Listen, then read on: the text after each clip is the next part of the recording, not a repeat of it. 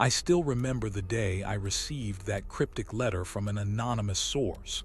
It was like nothing I'd ever seen before.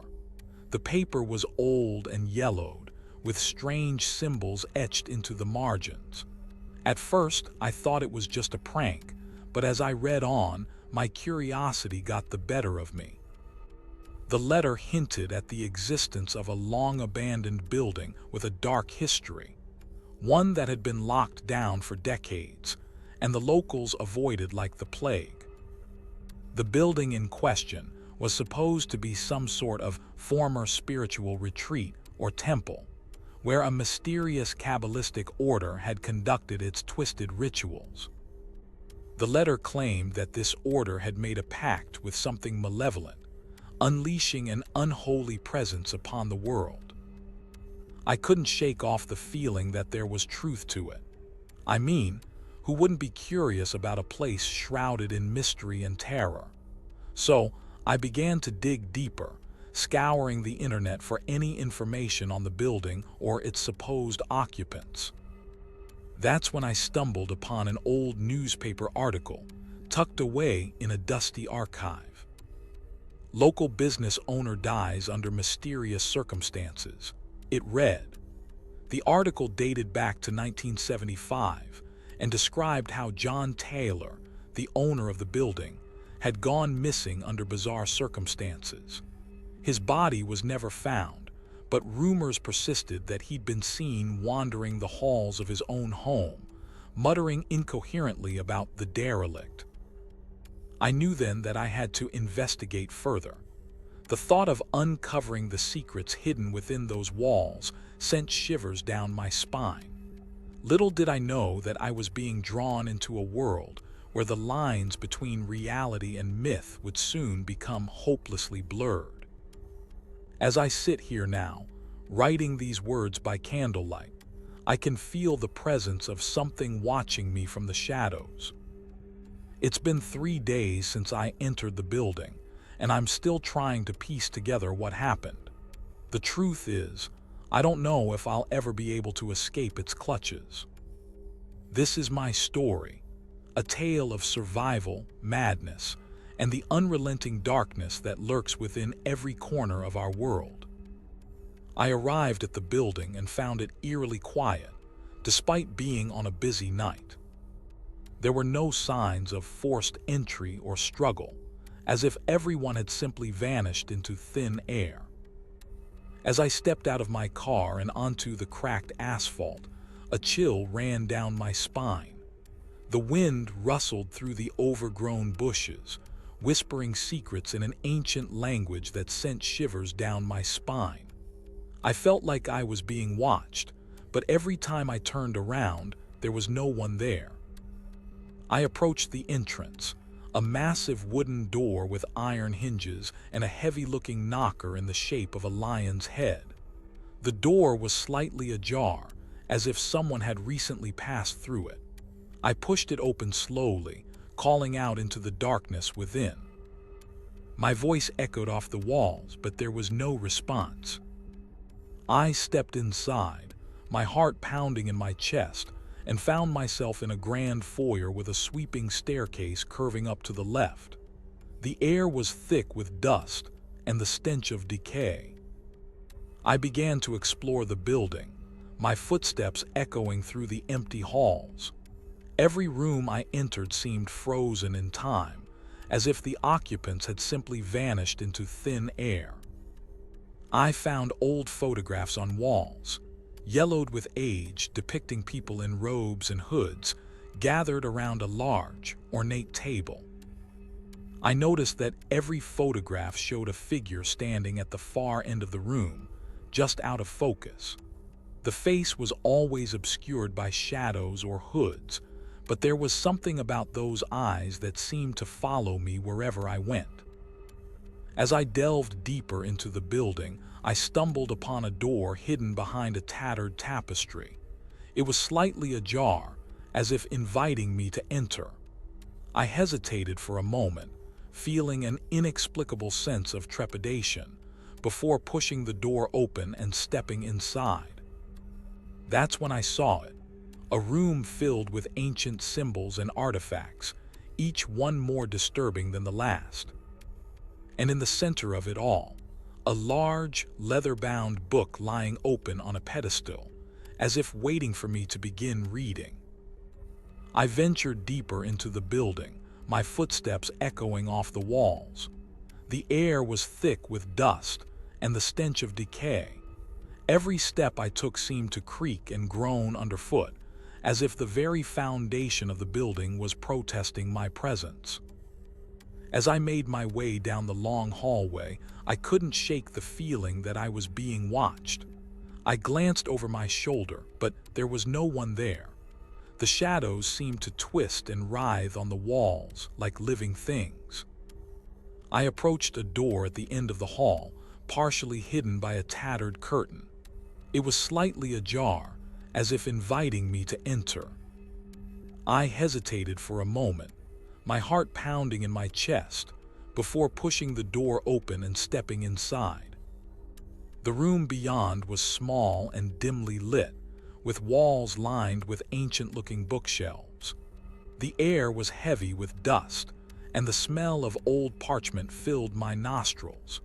I could feel the weight of history bearing down on me, as if the very knowledge contained within these pages was oppressive. I ran my fingers over the spines of the books, feeling a strange energy emanating from them. Each one seemed to hum with an otherworldly power, as if they were waiting for me to unlock their secrets. As I delved deeper into the room, I stumbled upon a large, leather-bound tome lying open on a pedestal in the center of the room. The pages were yellowed and cracked, but the words within seemed to shimmer and glow with an ethereal light.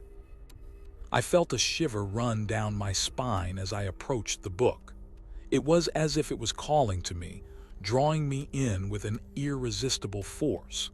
I knew that I had to know what secrets it held, no matter how terrible they might be. I stumbled upon a series of cryptic symbols etched into the walls. They seemed to pulse with a malevolent energy, as if they were watching me. The symbols were unlike anything I had ever seen before. They appeared to be some sort of ancient language, but none of them made any sense to me. As I gazed upon the symbols, I began to feel a creeping sense of unease. It was as if the symbols were alive, and they were exerting some kind of influence over me. I tried to shake off the feeling, telling myself that it was just my imagination playing tricks on me. But the more I looked at the symbols, the more I became convinced that they were trying to communicate with me. They seemed to be sending me a message, but in a language that I couldn't understand. I felt a chill run down my spine as I realized that these symbols might be connected to the Qabalistic tradition. The symbols seemed to match the patterns of the ancient art, and I began to suspect that this was some sort of hidden text or code. I knew that I had to decipher the meaning behind the symbols, but I had no idea where to start. The more I looked at them, the more they seemed to taunt me, as if daring me to try and unlock their secrets. I took a deep breath and began to study the symbols more closely, hoping to uncover some hidden pattern or code that would reveal their meaning. As I pored over the symbols, I started to notice a faint glow emanating from them. It was as if they were radiating an otherworldly energy, one that seemed to be drawing me deeper into the mystery. I knew that I had stumbled upon something much bigger than myself, something that threatened to upend everything I thought I knew about the world. And yet, I couldn't help but feel drawn to it, as if some part of me was urging me on, urging me to uncover the secrets that lay hidden within the symbols. I began to experience strange occurrences, doors slamming shut, footsteps in the distance. It was as if I was being herded towards some unknown fate. Every step I took felt like I was being led deeper into a labyrinth of terror. The air seemed to vibrate with an otherworldly energy, making my skin crawl. I tried to shake off the feeling, telling myself it was just my imagination playing tricks on me, but deep down I knew that something was very wrong. I started to notice that every door I passed by would slam shut behind me, as if someone or something was trying to keep me from escaping.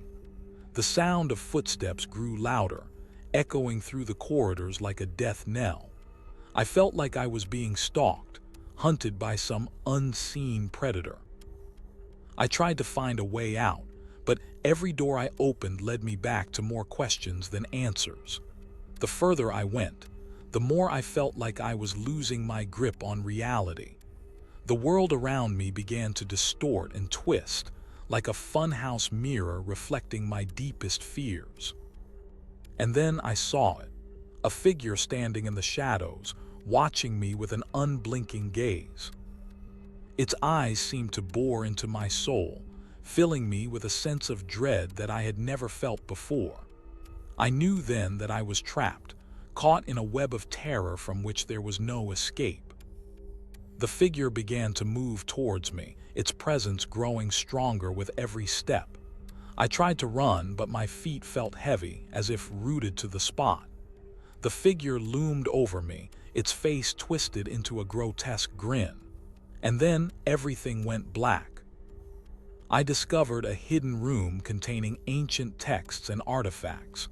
They spoke of a Qabalistic order that had once thrived here, but was forced underground due to persecution. The texts described a group of powerful individuals who had mastered the arcane arts, using their knowledge to bend reality to their will. But as they delved deeper into their studies, they attracted the attention of those who feared their power. I read about the order's downfall, how they were hunted by those who sought to destroy them. I saw images of secret rituals, ancient symbols etched into the walls, and forbidden knowledge that had been lost for centuries. But amidst the darkness, I found a glimmer of hope. A text spoke of a hidden library, containing knowledge that could help the order rise again. It was said that only those who were pure of heart and strong of will could unlock its secrets. I felt a shiver run down my spine as I realized that I might be the one to uncover this lost knowledge. The weight of history rested on my shoulders, and I knew that I had to continue the search. As I delved deeper into the texts, I began to notice strange symbols etched into the pages. They seemed to pulse with a malevolent energy, as if they were alive and watching me. I felt a presence closing in around me, as if I was being herded towards some unknown fate. And then I saw it, a figure standing in the shadows, its eyes glowing with an otherworldly light. It spoke to me in a voice that echoed through my mind, saying, "You have unlocked the secrets of the past. Now you must face the future." I knew then that I was not alone, and that my journey had only just begun. The figure vanished, leaving me alone with my thoughts, but I knew that I would never be able to go back to the way things were before. I had seen too much and experienced too much. I was now a part of something greater than myself, something that threatened to consume me whole. I knew then that I would have to make a choice, to continue down the path of knowledge or to flee from the darkness that lurked within. I started to feel an unsettling presence, as if the derelict was watching me. Its eyes seemed to bore into my soul, filling me with an unbearable terror. I tried to shake off the feeling, but it only intensified, making me question my own sanity. Every step I took felt like I was being herded towards some unknown fate. I began to feel like I was trapped in a never-ending nightmare, with no escape from the derelict's presence. I knew then that I had to find a way to break free from its grip, but the more I tried, the more it seemed to tighten its hold on me. I felt like I was running out of time, and that the derelict would consume me whole if I didn't find a way to escape soon. I knew then that I had to be brave and face my fears head-on, but it was easier said than done. The fear that gripped me was so intense, it seemed like it was going to suffocate me. I took a deep breath, trying to calm myself down, but the presence of the derelict only seemed to grow stronger. It felt like it was closing in on me, its icy grip wrapping around my heart, squeezing the life out of me. I knew then that I had to find a way to confront the derelict and put an end to its terrorizing presence once and for all. But as I turned to face it, I saw nothing but darkness. No eyes, no face, just an endless void that seemed to stretch on forever. It was as if the derelict had vanished into thin air, leaving me feeling even more shaken than before. But I knew then that I couldn't give in to my fears. I had to keep pushing forward, no matter how terrifying the journey might be. I became convinced that I was being manipulated by some unseen force. The symbols on the walls began to change, and I felt my grip on reality slipping. It started with small things, a word or phrase that sounded familiar but couldn't quite place it, a face that looked like someone I knew but didn't quite remember. But as time went on, the distortions grew stronger. I found myself questioning everything, my own identity, the world around me, even my own sanity. The symbols seemed to pulse with a malevolent energy, and I could feel them seeping into my mind, corroding my thoughts and eroding my sense of self. I became paranoid, convinced that everyone was watching me, waiting for me to crack so they could exploit my vulnerability. My grip on reality faltered, and I found myself lost in a maze of twisted corridors, with no escape from the crushing weight of the derelict's presence. I stumbled through the darkness, trying to find a way out, but every door led only to more questions, more symbols, more manipulation. The world around me had become a twisted game, and I was the pawn. I knew then that I was descending into madness, consumed by the very forces I had once sought to escape. And yet, despite the terror that gripped me, I couldn't help but feel a twisted sense of fascination with this dark and malevolent world. It was like being trapped in a living nightmare, where the only way out was to surrender to the madness that surrounded me. I witnessed a ritual taking place in the hidden room, and it was as if the derelict had brought me into its twisted world, and I was powerless to resist. The air was thick with an otherworldly energy, and I could feel my mind being torn apart by the sheer force of the derelict's presence. I watched in horror as the ritual participants seemed to merge into a single, twisted entity, their bodies contorting and twisting in ways that defied human anatomy. The symbols on the walls pulsed with an intense, blinding light, and I felt my grip on reality begin to slip further away.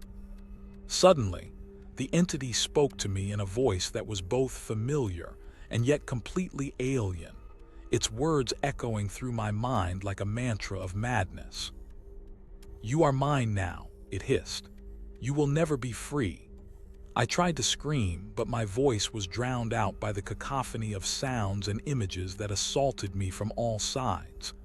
The world around me began to distort and fragment, like a reflection in rippling water. Colors bleeding into each other, shapes warping and twisting, time itself seeming to unravel like a thread pulled from a sweater. I felt my mind shattering, fragmenting into 1,000 tiny pieces that scattered across the void like autumn leaves on a gusty day.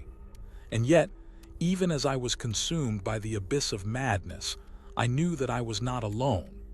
The derelict's presence loomed over me, a cold, dark sentinel that watched my descent into chaos with an unblinking gaze. "You are mine," it whispered, its voice echoing through the void like a promise of damnation.